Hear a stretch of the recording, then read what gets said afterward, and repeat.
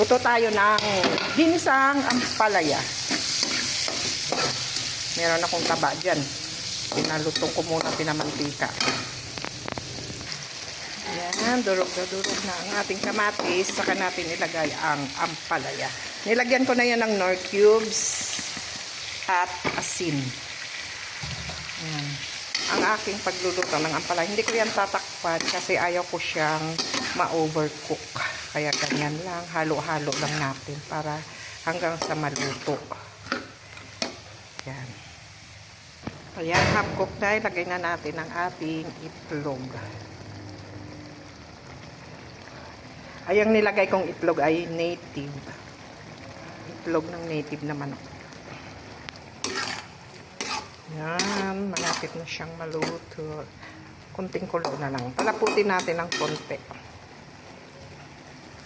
Uy. Yan. Yan, tama lang yung ganyang sabaw. Konti lang. Huwag masyadong marami. Yung anak ko kasi gustong may konting sabaw, pero kung ako lang, gusto ko yung medyo nagmamantika. Pagbigyan ko lang yung anak ko sa gusto niya. Ayan, okay na. Luto na po. Luto na. Magpiprito ako ng partner nito. Baboy.